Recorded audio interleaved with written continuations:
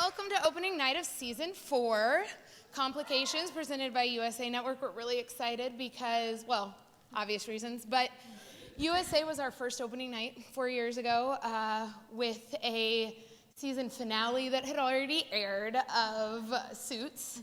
So this, to get a brand new series before anybody else can see it, to a full house is, I mean, we just don't have any words. By the way, I'm Caitlin. I'm Emily. Whoa. We are the executive directors of the festival. Thanks, guys. You guys should know I don't usually cry till the last night, but I might start crying tonight. We are so excited each and every one of you are here. This is our first sold-out festival. This is our first sold-out opening night. Guys, this is incredible. This was a small passion project of ours 4 years ago. We started on Kickstarter, and now to see this is just, I don't even have words. So a big, big thank you to USA Network for coming back and being such great partners this year. And yeah, that's... Just make sure you stick around. We have a very large Q&A with cast members and the creator, Matt Nix, and it's going to be a good time. So enjoy the show. Thank you all for coming out to the Complications. I'm Mark Pikert. I'm the editor-in-chief of Backstage Magazine and proud fourth-generation Texan, so I'm thrilled to be in Austin. And I'm also thrilled to be standing here about to talk to some amazing people who were involved with Complications, including, I'm looking at their names like I haven't spent all day with them, including Matt Nix, Jessica Szohr, Beth Riesgraf, and Michael Horowitz. So if they want to come out.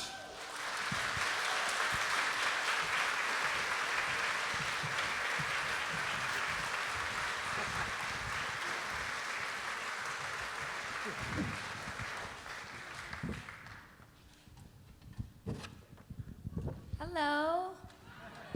Hi. Hi, guys. Thank you for joining me. Thanks for Thanks for having us, yeah.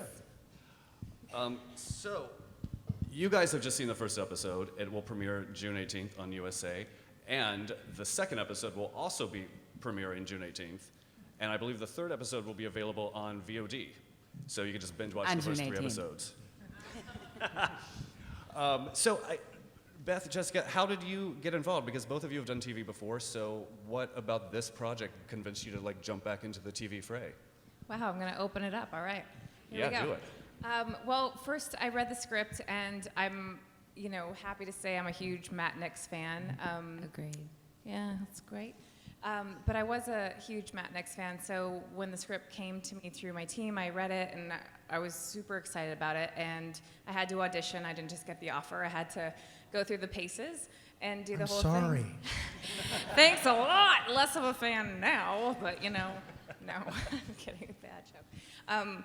But I was attracted to the role of Samantha because Matt really knows how to write for women and men, but for women especially. I feel like every character in this show is layered. We all have amazing arcs, and all the women are strong and fierce and committed to saving what they love, and they go after that. And so that was really exciting to me. And then when I had the screen test with Jason, he was incredible. And I guess the tone is really set on a set by the lead actor and the creator, and all the way down the line, everybody was spectacular. And most of my stuff is with Jason, and it's funny, Jessica and I have never worked together on the show, but we all really had great chemistry, I think, from the get-go, and having leads that really do lead a team, and it's inspiring. And I felt that from the minute I tested with him, and from the minute I read the script, I knew it was going to be exciting. And Jason, unfortunately, can't be with us tonight because he is in South Africa filming a movie, but he has been tweeting at all of you guys all day long about how excited he is that it's premiering here, and wishing all of you good luck. Yeah. And Jessica, what? And you had an unconventional audition too, Yeah, I believe. I'm going to let Matt tell that story. But I was on a flight to Wisconsin. My team sent me the script, and again, I was a huge Matt Nix fan, and I read it, and I'm like, oh my gosh, this is incredible. And I really fell in love with Gretchen. It was something different than I'd done before. I was ready for a more mature, fierce role, and she was such a great character. And so I read it, I fell in love with it, and then we had to figure out if I was going to go back and audition So I will let him tell you how my audition went. Yeah, actually, full disclosure, I don't even know that you knew this before I told you today, but I had actually not watched Gossip Girl.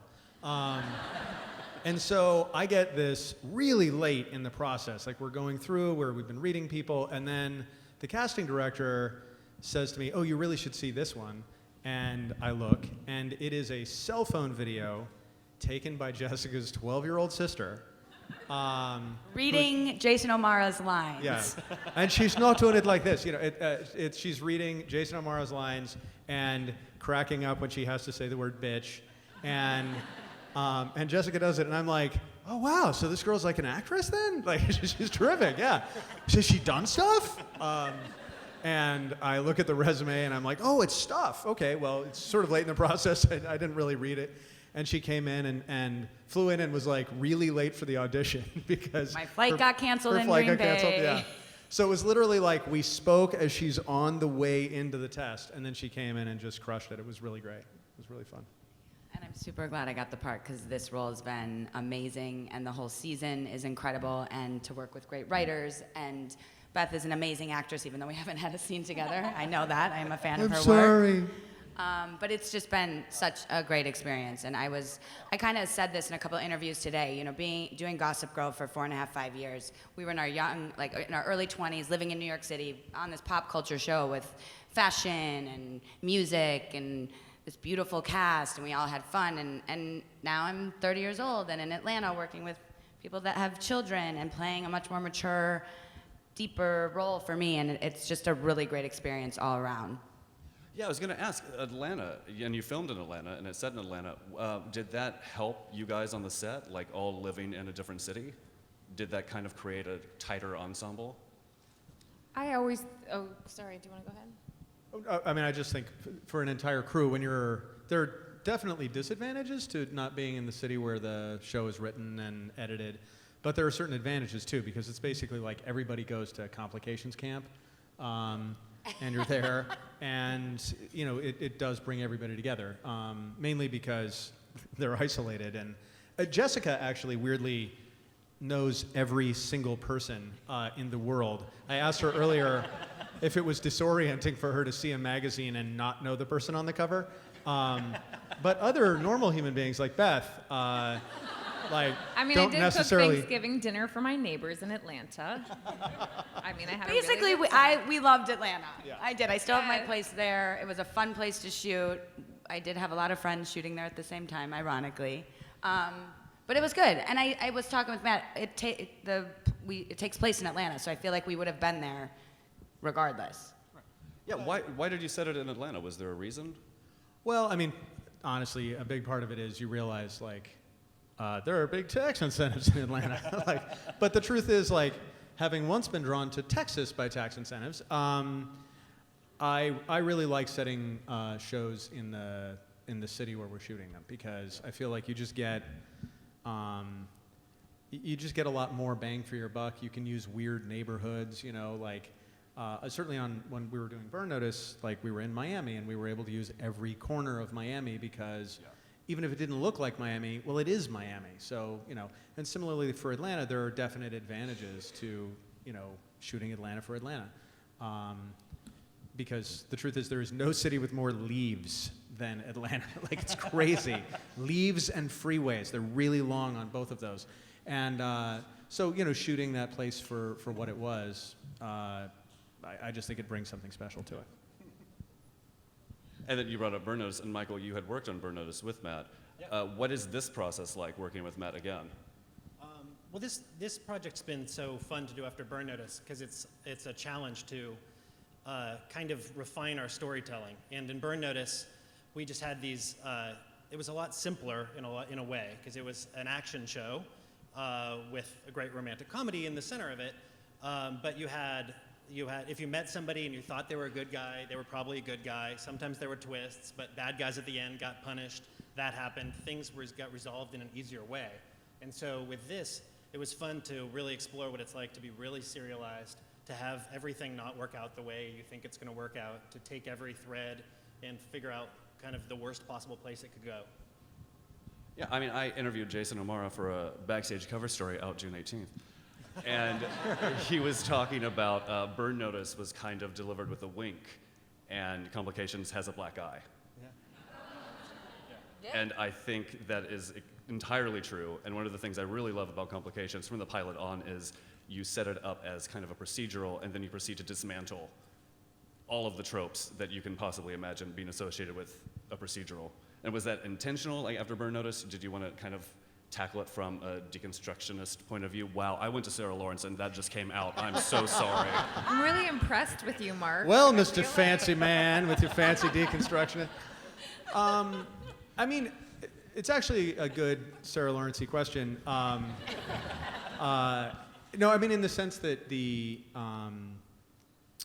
certainly having done a lot of that, one of the things in any procedural is you can't really do a procedure if the procedure doesn't work. Like, Dr. House needs to figure out what the, and I have a lot of respect for that show, but, Dr. House needs to figure out what the disease is during the episode. Like, that's the procedure of that episode. On a Law & Order, they need to figure out, who did it, and they need to go through a trial during that episode. And so in a way, Complications was about like, well, in the real world, like, things just sort of spin out, right? Like you save a kid in the street and it's not like you just sort of disappear and everything's okay. Well, everybody knows you did that. And things just continue. And similarly on the medical side, like that idea that, this whole show takes place over the course of 17 days. Well, Antoine Tyler's not going to heal from a gunshot wound over the course of 17 days. He's not going to be like okay and up and running around. So in a way, it was sort of a deconstruction of procedure. So, good on Sarah Lawrence for teaching you that. And Jessica, you said something really interesting earlier that I overheard, where you, and I hadn't thought of it like this, but you signed on based on the pilot. So you had no idea what. Well, I mean, I think for as an actor, when you read a pilot, we're not aware of where the season's going to go. So when I read it, it was written so well, and again, like I loved all the characters, and I just loved the story. Fell in love with Gretchen, fell in love with the way John was in his family life and work, but I didn't know where it was going to go. And there was a part like, do you want to do a medical show for potentially X amount of years? But it was kind of like just how well it was done and what was just on the page there. I'm like, this is amazing. Then I read the second, once we all got the jobs, and third episode, and I'm like, oh my gosh, this show is going in a completely different direction than I actually thought it was going to go. And I already had high expectations. So it was really amazing. How much actual I was medicine did you end up doing? Very blessed. We were talking earlier, like you end up doing like almost no medicine at all. Right. I'm like not really in the hospital. No, you're like just on the chain streets with smoking gangs. somewhere at a loading dock. Smoking cigarettes inside. Yeah. Someone asked me earlier about like what distinguishes this from other medical shows, and I was like, well, first of all, I think it's more of like a crime thriller with a doctor in the lead. But I was saying, as far as it is a medical show, it does have the distinction of being, on most medical shows, doctors are not healing wounds that they also created. So. I mean, yeah, you guys, Jessica in the second episode has some crazy stuff happening. Ooh, yeah. Really crazy. And Beth, were you happily surprised with how the next 9 episodes proceeded for Sam? Oh yeah, for sure. There's so many twists and turns throughout the whole thing, and I've never done a serialized show either, so for me it was kind of an adventure. And as the audience is figuring out what's happening, that's kind of how I felt as an actor, Each time we would get the script not really knowing where it was going to go, but you're living moment to moment in the shoes of this person. And you're also, as much as you're creating the character, you're learning more about your character as the first season goes, because there's things in the 5th episode that I find out about Gretchen that as an actor I did my work to have things to play off of, but then I'm like, oh my gosh, this is even more. So I think a first season on a show, it's a big kind of gamble for everyone, because you're having fun creating and learning. Yeah, everybody's adjusting, and I do think that there's a moment or a window where I thought, oh, I hope Samantha doesn't become, this wife that just sits back at home really pensive and worrying all the time. And Matt, we met before we even started the pilot, and we had the greatest conversation. He has such a respect for character work and male or female, but he was like, no, let's do something with this opportunity. And I really do feel like Samantha's role, you know, is definitely completely different from Gretchen, but it should be, you know. Right, and absolutely. But the theme of heroism and everything that Matt talked about, I think having lost a child and trying to hold her family together, and then having a bit of a secret of her own, and everyone's making mistakes to try to do the right thing at the same time. So I was actually really happy with where Samantha went in this, and I think in the end she's running right next to her husband, like right where she should be. You know, they're a team, and it kind of brings them together actually. Well, guys, once you saw what Jessica and Beth were doing, did that alter your perceptions of Gretchen and Sam? Were you Yeah. writing I mean, to absolutely, their yeah. strengths?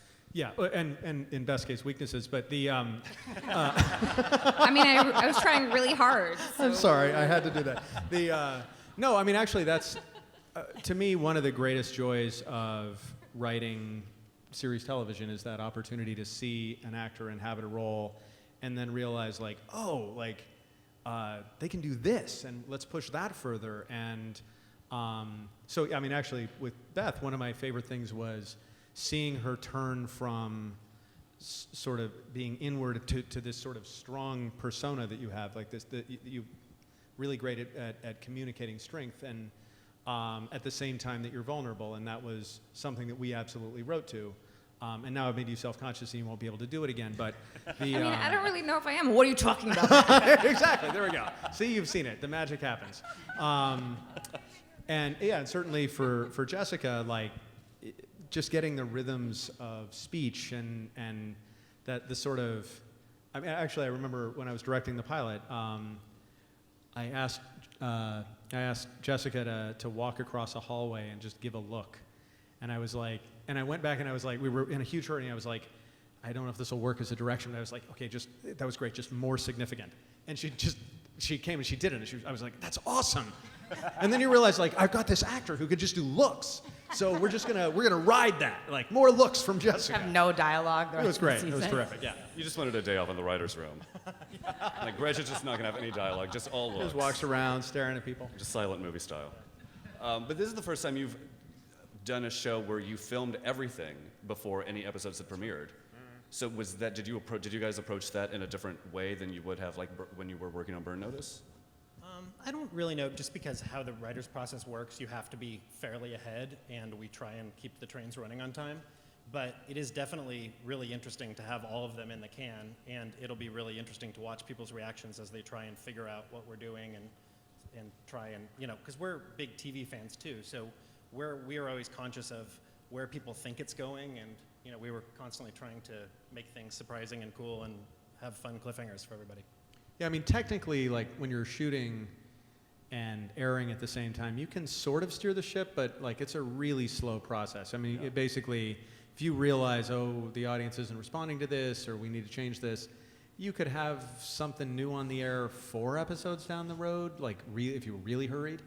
And so the big thing, actually, for us being able to do all of the episodes before they aired was the opportunity to do refinements and reshoots and plant things earlier. Yeah.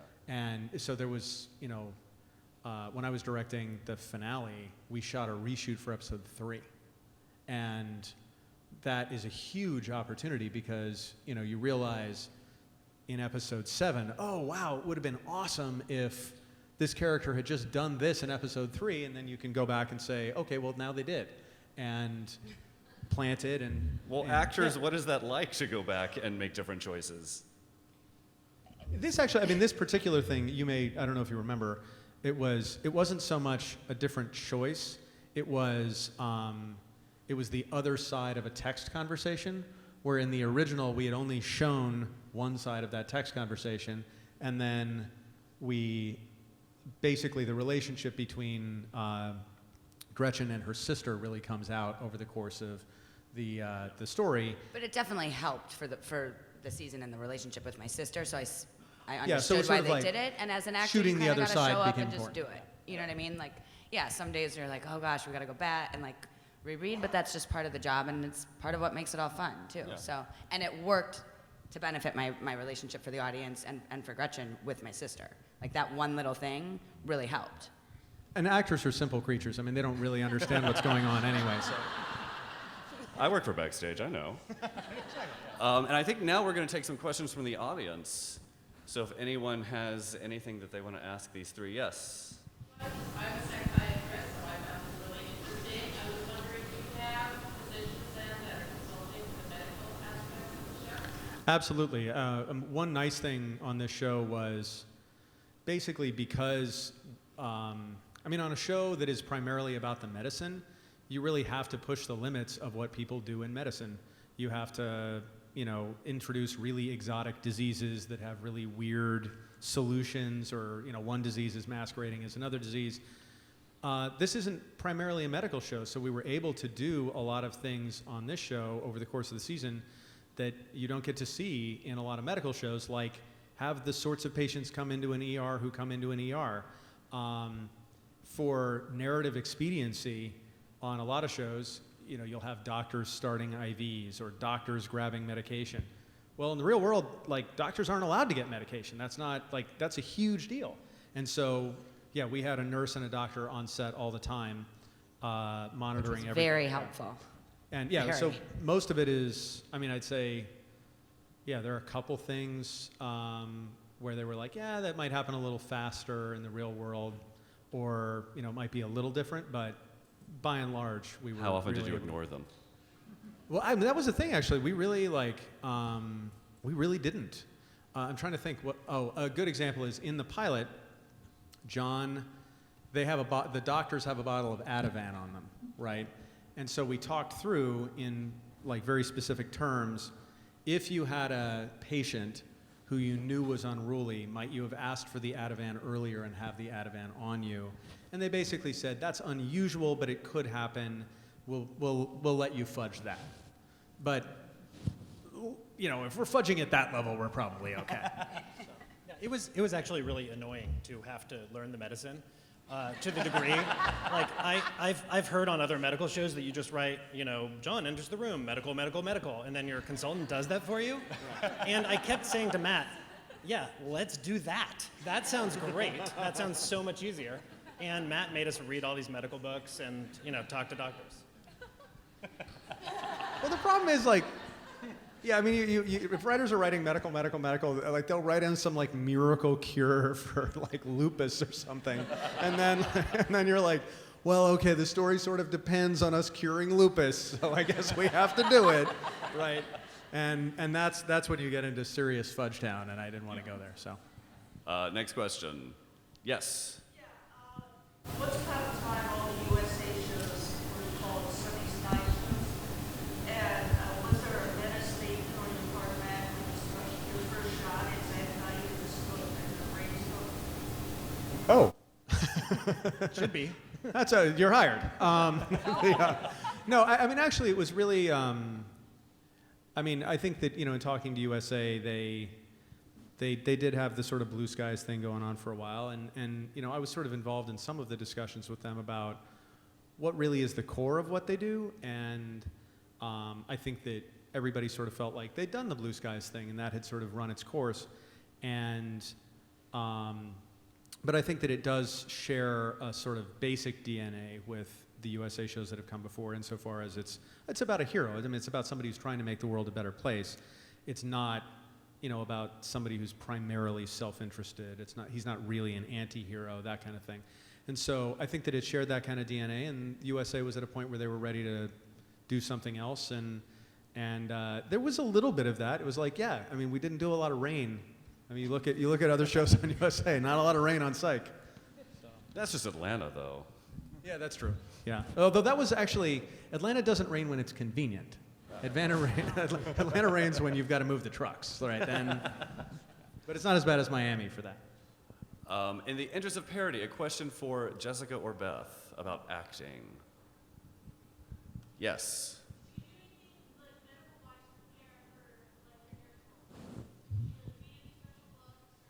We have did Matt nurses and make you do doctors that research? would help us with the terms and technically how things would work and how fast you do it or how slow. So we got to work a lot with them, which was wonderful. And they were always on set with us and would talk to us after work on the weekends. So that's really what helped Jason and I. Was there something specific that you took away that informed Gretchen? Well, with Gretchen as a nurse? Yeah. As an actor, looking into it, with ER or Grey's Anatomy, all the technical stuff and all the terms, and then being in character and being in the moment, and it's all intense. The technical stuff was really, and Jason and I will say it, hard when you're drawing blood or doing all the, that was very difficult because you just got to do it like it's second nature. But we had enough practice with it, so I think it comes off it looks very natural, but they helped us do that. Well, luckily at that point, you just had no dialogue left, and it was just all significant. Oh no, looks. there's a lot of dialogue. Well, actually, when Henry has his code in the pilot, the actors everybody was really nervous about it, and they were just talking about like, okay, let's do this by the numbers, and we'll do it really slowly, and so we just decided, okay, well, first of all, let's just do it as fast as we can and see how it plays and get a sense for what it is. And so we're just like, okay, we won't shoot this one. And we were like, maybe we should shoot it. No, let's not shoot it because they're like, oh, we're going to screw up all over the place. And they ran and then we have fake blood that you have to stop before the camera catches it. So that's in your mind, and you're doing the dialogue, and you're still being a nurse and trying to keep the patient calm. But that scene, and John's freaking pissing me off because I don't know where he's trying to go. And yet I'm like, okay, we all got to be like smooth with it. But you guys did it perfectly the first time, but we didn't shoot it, right? So that's how it goes, right? Like literally, I was like, okay, so action on rehearsal, no pressure, boom, right? And the doctor's like, that looked just like a code. That was amazing. That was they made no mistakes. And I was like, was anybody running a camera? No. So then we had to rehearse it again. And you learned a valuable lesson that day. Always lie to Jessica. Next question. Yes.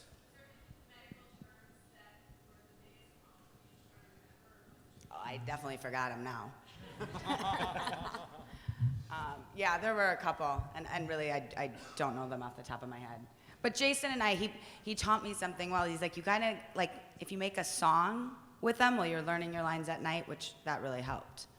But, yeah, I don't know any off the top of my head right now.